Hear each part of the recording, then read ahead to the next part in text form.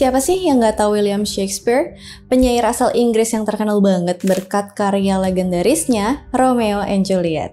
Tapi sebenarnya karyanya tuh nggak cuma Romeo and Juliet aja. Shakespeare juga punya beberapa karya klasik lainnya yang nggak kalah keren. Oke, kali ini aku mau ceritain Macbeth, karyanya di tahun 1600-an yang didasarkan oleh tokoh utama yang nyata, seorang raja Skotlandia yang memerintah tahun 1040 sampai 1057.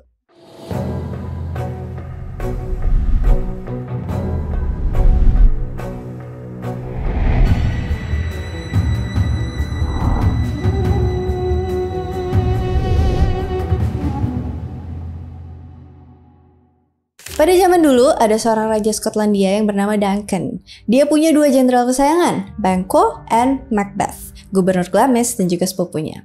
Sang raja ngirim mereka ke sebuah pertempuran hebat antara pasukan Skotlandia melawan pasukan sekutu, Norwegia dan Irlandia. Selama 4 tahun berturut-turut, mereka tuh terus berperang, sampai akhirnya Skotlandia yang menang. Buat merayakan kemenangan ini, pasukan mereka tuh pengen cepet-cepet pulang. Tapi enggak dengan Banquo dan juga Macbeth. Mereka justru lebih milih pulang lewat jalan yang panjang, biar mereka bisa ngobrol lebih lama. Di tengah perjalanan mereka, tanpa sadar, mereka diselimuti dengan kabut hitam. Macbeth dan Banquo kaget dan ngeluarin pedang mereka. Mereka udah bersiap ngelawan kabut itu, apapun isinya. Belum sempat pedang mereka ngenain apa-apa, tiba-tiba kabut hitamnya perlahan menghilang. Kemudian kelihatan ada 3 bayangan perempuan berambut putih panjang. Ketiga perempuan itu ngelihat ke arah mereka sambil mainin kuku-kuku mereka yang hitam, panjang, dan runcing. Banquo dan Macbeth langsung tahu kalau ketiga wanita ini adalah penyihir. Tiba-tiba ketiga penyihir itu ngedeketin Macbeth. Yang mulia Raja Macbeth. Mereka membungkuk serempak. Raja? Macbeth bingung tuh. Dia bilang, aku itu gubernur Glamis, bukan raja. Ketiga penyihir itu jawab, saat kau balik nanti, kau akan jadi gubernur Cawdor. Dan setelah itu, kau akan jadi raja Skotlandia. Macbeth ragu nih sama perkataan para penyihir ini. Dia nggak percaya sama sekali sama mereka. Dia pikir mereka tuh cuma halu. Sementara itu, di sampingnya, Banquo justru nanya ke para wanita yang aneh itu. Kalau aku jadi raja nggak? Enggak, salah satu penyihir jawab. Keturunanmu lah yang akan jadi raja.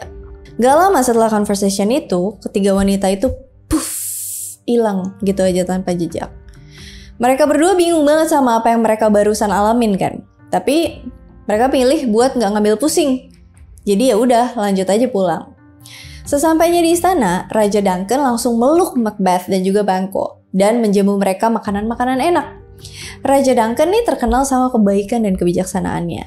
Raja ini tuh punya 2 anak kesayangan, Malcolm dan juga Donalbain.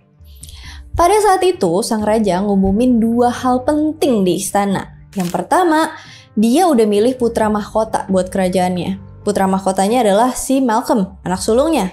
Kedua, dia menobatkan Jenderal Macbeth, sepupunya, menjadi gubernur Cawdor. Macbeth kaget berat. Selain terharu sama kebaikan sang raja, dia juga inget sama perkataan para penyihir. Dia sadar kalau ternyata mereka tuh nggak halu. Ramalan para penyihir itu beneran terjadi. Pada malam itu, sang raja tuh pengen banget nginep di rumahnya Macbeth di Inverness. Ketika raja minta, ya tentu aja diterima dengan tangan terbuka dong sama Macbeth. Sesampainya di rumah Macbeth, Duncan langsung menuju ke kamar tidurnya sama 2 pelayannya. Dan dia pun minum-minum di kamar. Sementara Macbeth buru-buru cerita ke istrinya tentang hari ini. Hari yang menurut dia tuh aneh banget. Sang istri kaget dengar ramalan penyihir yang beneran terjadi. Dia langsung menggebu-gebu, hidungnya kembang kempis, enggak deh. Pokoknya dia semangat banget gitu ya. Dia bilang ke Macbeth, kalau gitu kita nggak boleh habisin waktu. Malam ini juga kita bunuh Duncan. Macbeth terdiam bentar buat mikir. Beberapa menit kemudian, dia mengiyakan perkataan istrinya dan mereka pun buat rencana untuk menghabisi Raja Duncan. Ya, kirain Macbeth bakalan marahin istrinya gitu. Kirain dia diem karena shock. Kok bisa istri gue mikir kayak gitu? Ternyata sama aja. Duncan dan para pelayannya saat ini pasti lagi mabok hebat. Bentar lagi mereka juga pingsan. Kita masuk aja ke kamarnya terus tikam dia. Entar pisaunya kita taruh di tangan para pelayannya. Biar mereka yang dikira pelakunya. Kata sang istri berencana jahara. Ngedenger rencana ini tanpa pikir panjang, Macbeth setuju dan mereka pun melaksanakannya. Pas udah tengah malam, keduanya nyelinap masuk ke kamar Duncan dan nikam dia. Duncan pun meninggal seketika. Kasihan banget ya, air susu dibalas air darah. Setelah itu mereka naruh pisaunya di atas pangkuan para pelayan yang lagi pada bobo. Keesokan paginya, seorang bangsawan bernama Lennox dan gubernur Fife bernama Macduff datang ke istana Inverness buat ngunjungin sang raja. Macbeth dan istrinya pada acting nih. Mereka bawa tamu-tamunya itu ke arah kamarnya Duncan, ke TKP.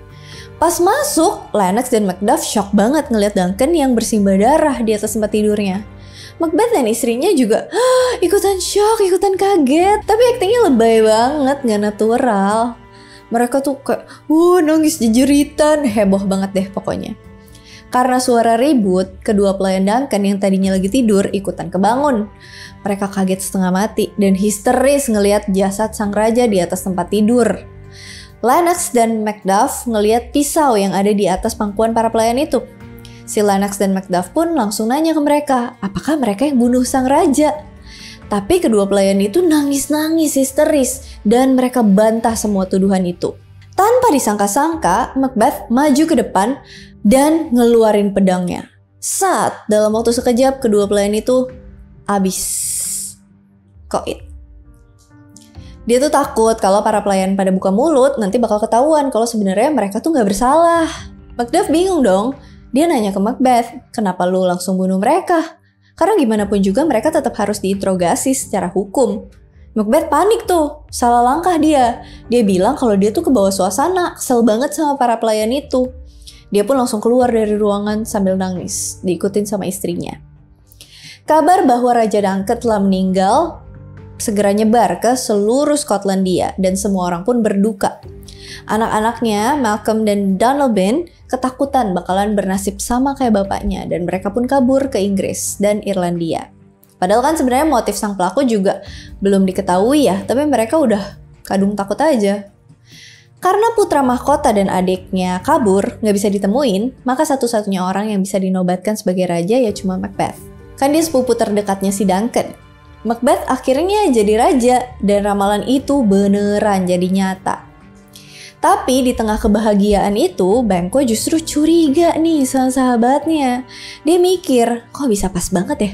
Kemarinnya baru diramalin jadi raja. Besoknya raja aslinya dibunuh. Di sisi lain, Macbeth juga ngerasa gelisah nih sama Banquo dan ramalan para penyihir.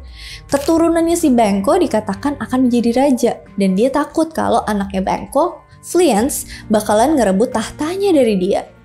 Nah itulah ya, kalau misalnya ngambil punya orang lain yang bukan hak kita, pasti kita bakalan dihantui rasa bersalah dan takut bakalan karma. Pada suatu malam, dia ngirim 3 pembunuh bayaran buat menghabisi Banquo dan juga Fleance. Banquo berhasil dihabisi, tapi sayangnya Fleance kabur dari Skotlandia.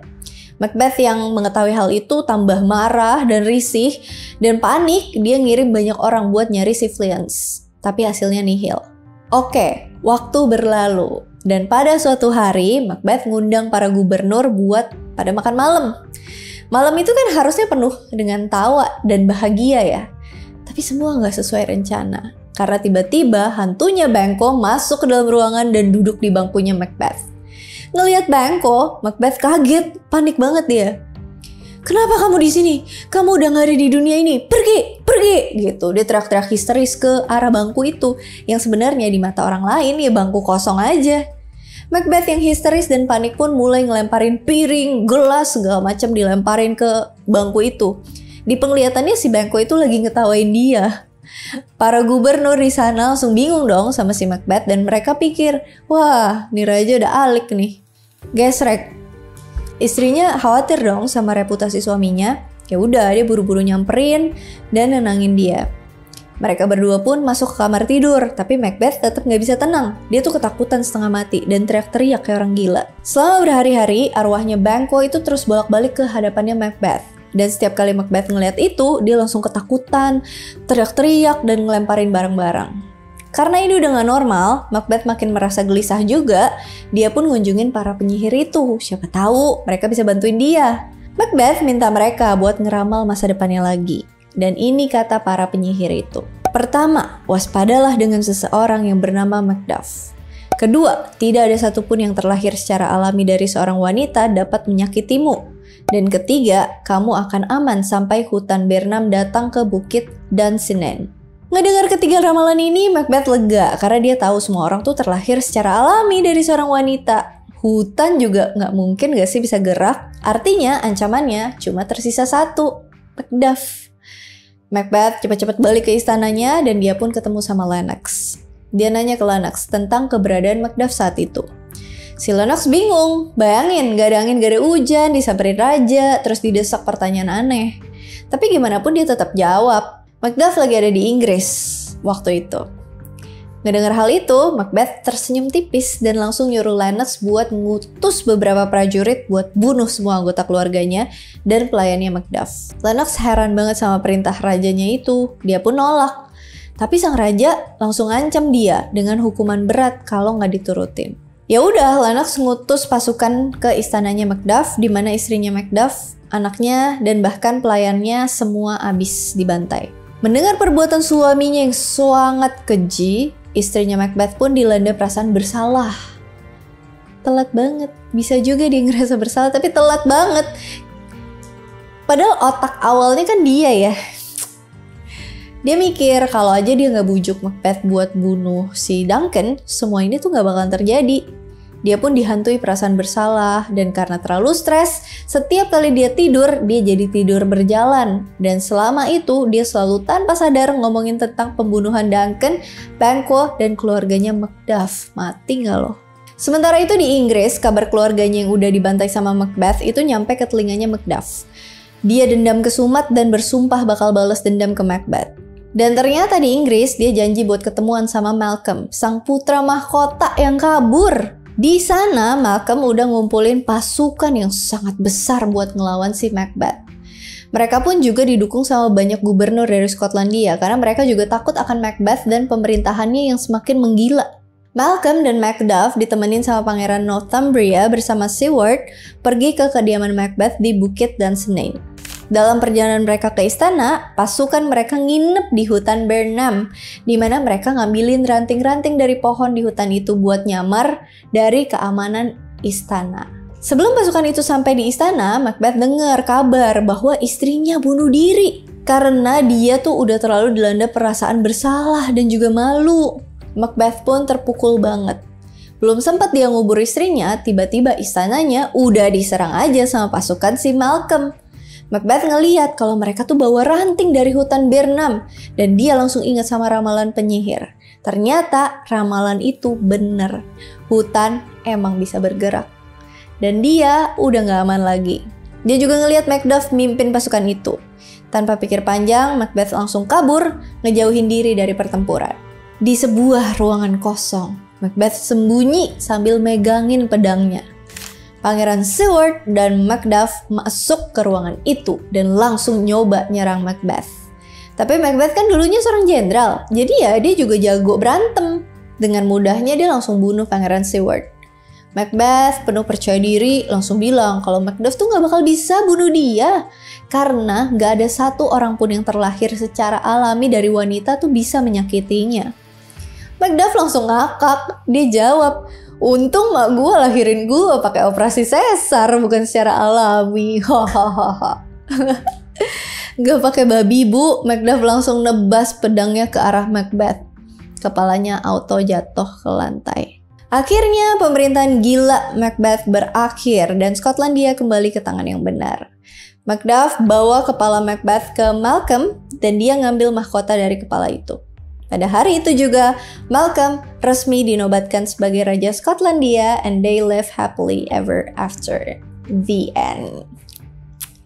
Semua orang lega akan kematian Macbeth. Happy ending for everyone, but not for Macbeth. Kalau dipikir-pikir sebenarnya dia awalnya tuh nggak gitu ya. Dia tuh normal aja, nggak serakah tadinya. Cuma ya gara-gara ramalan dia kehilangan arah. Diramalin bakal jadi raja, bunuh satu orang, terus berusaha nutupin jejak dengan cara bunuh orang yang berikutnya,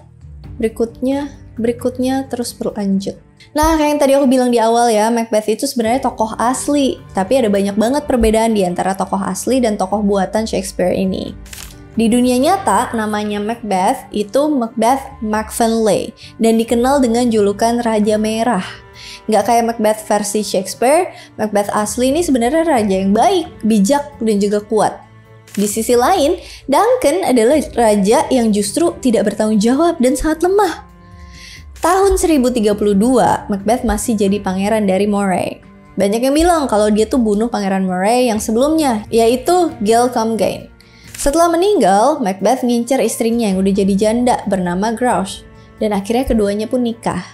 2 tahun kemudian, ayahnya Duncan, Raja Malcolm II, meninggal dunia secara mendadak dan tahta pun jatuh ke Duncan. Awalnya Macbeth masih bisa maklumin kepemimpinan Duncan yang kacau balau. Tapi pada suatu hari, Duncan ngirimin pasukannya ke Northumbria buat bertempur tanpa rencana yang jelas dan alhasil banyak banget tentara yang meninggal karena itu. Macbeth pun udah gak bisa maklumin Duncan lagi.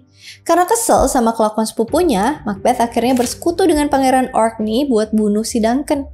Dan pada 1040 mereka pergi ke Elgin dan menghabisi Duncan.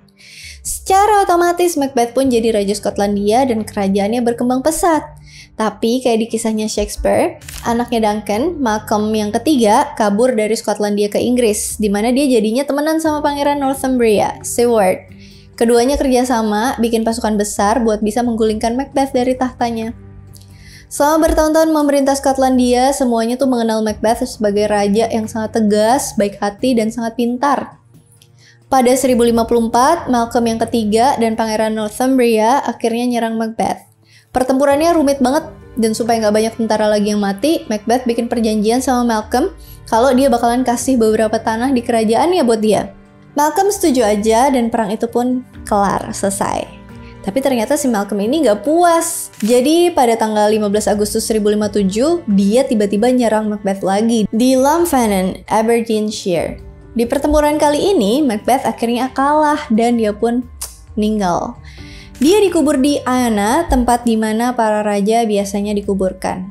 Setelah itu Malcolm gak langsung jadi raja karena menurut perintah Macbeth sebelum meninggal, dia tuh pengen anak tirinya, Lulak, buat jadi raja berikutnya.